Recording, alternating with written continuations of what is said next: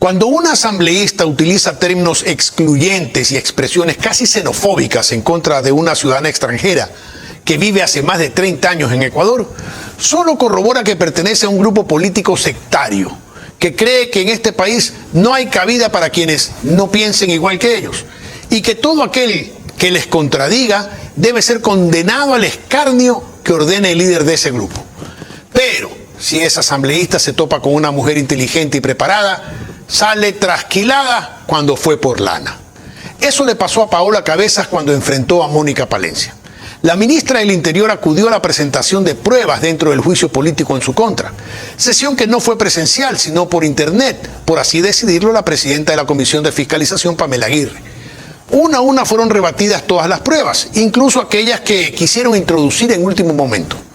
La prueba más contundente debía ser sobre la incursión a la Embajada de México en Quito, pero quedó desvanecida cuando la ministra presentó una sentencia de la Corte Nacional de Justicia que señala que la detención de Jorge Glass ese día estuvo dentro del marco jurídico y fue legal, pues el ex vicepresidente había violado las medidas cautelares que le impusieron y además debía ejecutarse su detención para cumplir una segunda sentencia por actos de corrupción.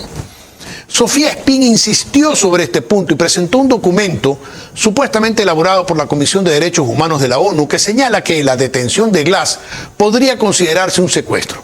Pero esa prueba no consta en el proceso.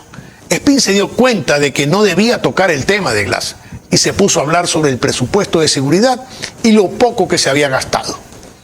Palencia le respondió con gran habilidad: podríamos tener más recursos si su amigo el señor Glass devolviera los 14 millones de dólares que la sentencia en su contra le obliga a devolver, dijo Palencia. En esta sesión hubo de todo. Una apresurada asambleísta se conectó desde su automóvil para hacer una presentación tan ambigua que solo me hace pensar que estaba muy apurada por volver a la carretera y ni ella misma entendió lo que preguntaba. Otro asambleísta presentó un montón de estadísticas para formular una pregunta que la ministra tampoco entendió y pidió que la repitiera, pero el asambleísta ya se había ido. El secretario tuvo que llamarlo para que se vuelva a conectar y repita la pregunta, demostrando que la respuesta de la ministra poco o nada le interesaba. Después de todo, el jefe de su grupo ya decidió cómo deben votar sus asambleístas. El clímax de lo absurdo llegó cuando la asambleísta Paola Cabezas le reclamó a la ministra porque supuestamente ha dicho que Mataje es un río y no un pueblo.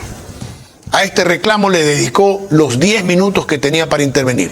Se sintió ofendida porque la ministra no conoce Mataje y dijo que eso la descalifica para ser ministra de su país. Cuando la ministra habló sobre Mataje, se refirió al puente sobre el río Mataje y la espléndida carretera construida durante el gobierno de Rafael Correa, que muchos analistas consideran una ruta abierta para el tráfico de drogas. La ministra Palencia explicó la intención de sus palabras e incluso señaló que si Paola Cabezas se sentía ofendida, le pedía disculpas, pero que no va a aceptar jamás que le diga que no ama al Ecuador. También es mi país. Esta patria es tan mía como suya, le respondió. Siendo riguroso con el lenguaje, Mataje no es un pueblo, es una parroquia del cantón San Lorenzo de Esmeraldas, y yo tampoco la he visitado. Seguramente hay algunas poblaciones del país que la asambleísta Cabezas no conoce. Eso no la descalifica para hablar sobre esos lugares, como tampoco descalifica a la ministra para hablar sobre lo que acontece en Mataje. Y tampoco me descalifica a mí para hablar sobre ellas, a quienes muy poco conozco, pero que con sus intervenciones demuestran quiénes son.